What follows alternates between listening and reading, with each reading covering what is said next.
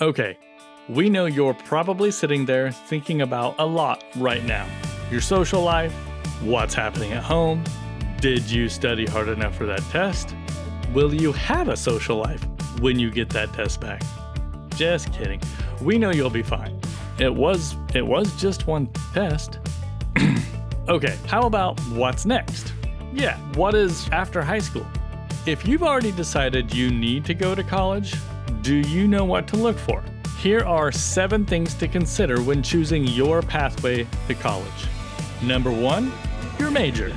Yeah, I always tell people this, and it's kind of my fun fact is I've wanted to be a nurse since 2nd grade. My grandma was a nurse. She graduated from IUK, and I followed in her footsteps, and I got to watch her growing up. I'd go to the office with her. She worked in a clinic sometimes. It was really cool, and that never changed. I always wanted to be a nurse, and I made it happen, followed in her footsteps, and here I am. Nursing was right for Nolan, but maybe you're thinking you want to be an engineer. Then you might want to consider a school that focuses on that. If you don't know your major, then consider these next 6 options. Number 2, AP dual credit. Sometimes the pathway to college starts by earning college credit in high school. If you've already taken AP or dual credit classes, see if they'll transfer to your dream college. You might not get all of your credits to transfer, but you can save some money at a school that will accept some of those credits. You might even find a college offering pathways to a degree in education, healthcare, business, computer science, or exercise science. And you can do that just by taking specific classes in your high school, right now, exactly where you're sitting. Number 3, location. Think about where you want to live for the next few years. Do you want to get away and be a little more on your own? Or do you want to stay close to home, like Shane? I wanted the capability to be able to stay close to home and work while I was in school. So my whole goal was to mitigate as much student loan debt as possible. Number 4, housing. If you're looking to be out on your own and away from home, housing is a big deal. You want to feel safe and comfortable. Do you want to live in a co-ed dorm? Do you need single-sex housing? Maybe you want to save money and go to a school close to home, so you don't have to pay housing fees. Number 5, public versus private. If you want to go to a religiously affiliated school, you'll want to look for a private school. Most of the time, private schools are smaller and more intimate, but sometimes cost can get in the way. This was Christina's experience.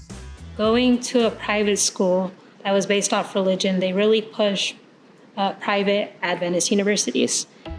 But I knew my family couldn't afford that.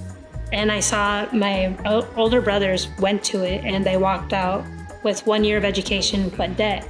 And then they tried to go to public schools here in Indiana, but the credits wouldn't transfer.